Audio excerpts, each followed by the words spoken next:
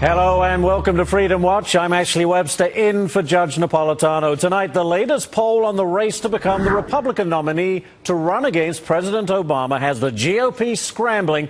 Let's face it, nearly panicking ahead of the Iowa caucuses. The poll by Public Policy Polling has Newt Gingrich rapidly dropping now to third and Congressman Ron Paul leading the pack in Iowa. It seems that Newt's loss is the Congressman Paul's gain. Now, Congressman Paul is trying to capitalize on the momentum, attacking some of his Republican challenges in a lengthy Tonight Show interview. How about Mitt Romney? He used to be governor of Massachusetts. Right. Maybe that's what he should stay at, being governor. How about Newt Gingrich? He maybe should run for Speaker of the House again. Michelle Bachmann? She doesn't like Muslims. She hates Muslims. Wow. Yeah, she wants to go get them. Well, how about that? Some uncharacteristically tough language coming from Dr. Paul.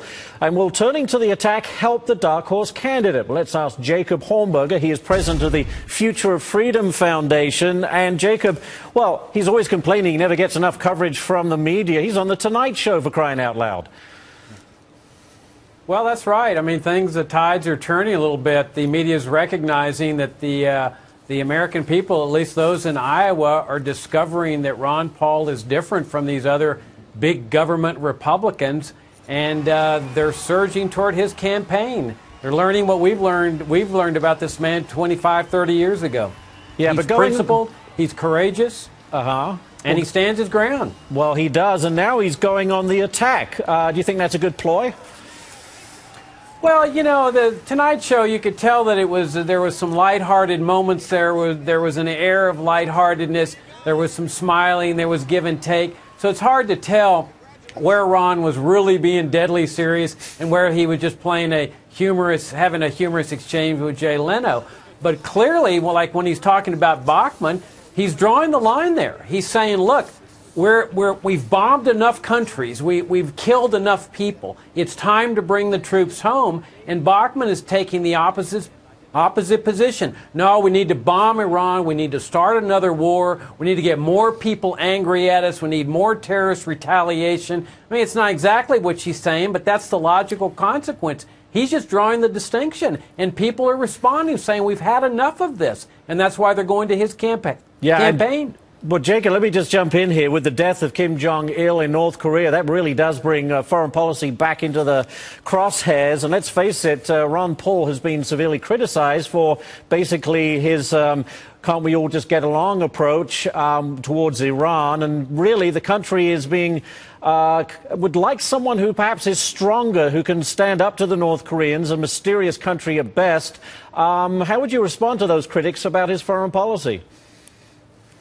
Well, that's exactly where people are surging to his campaign. They're recognizing that this imperialistic stand up to all these dictatorships while you're supporting other dictatorships just isn't working. And Ron's bringing a new paradigm to the country. He's saying, look, let's demobilize. Cold War's over. You know, we've got relations with Vietnam. We've got relations with China. Why not relations with Korea? Why not this stand down with this mobilization, perpetual crisis mindset and start looking toward diplomacy, looking to trade, looking to cultural interactions with groups, instead of this militaristic, bomb them at all costs attitude. Jacob, we know that Iran, for instance, is trying to build up its nuclear power. Do you really just want to put your arm around them and say, come on, guys, let's all get along? It simply doesn't work with some countries.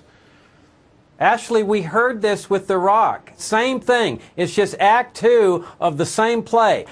WMDs, Saddam's coming to get us, mushroom clouds over American cities, smoking gun. We've heard all this nonsense. It's bogus. It's just as bogus as it was with Iraq, and that's what Ron's been saying. But absent that, look at who has who surrounded. It's American troops that have Iran surrounded.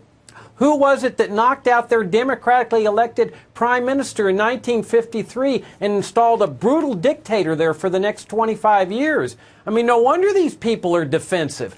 You know, we're not saying play Mr. Nice Guy. We're just saying stop the regime change operation, stop the invasion, stop the occupations, stop attacking democracy like the CIA did in Iran in 1953. All right, Jake, I got one last question here. Let's get back to this country. And why do you think he's going up in the polls? Is it just because of the independent-minded Iowans? And what's the biggest attribute do you think the voters find in him? He stands against out-of-control federal spending and debt. He's presented a plan for abolishing departments and agencies. People recognize he's not your standard big government conservative that preaches free enterprise mantras. He means what he says. He's sincere. He's credible. He's a nice guy. I mean, there's not an ounce of arrogance in this man. I've known him for 25, 30 years. He and his wife are two of the nicest people I've ever met. People are recognizing this is a different quality of candidate, and that's why I think they're surging to his campaign. All right. Very interesting. Jacob Hornberger, he's founder and president of the Future of Freedom Foundation. Jacob, thank you very much for joining us tonight.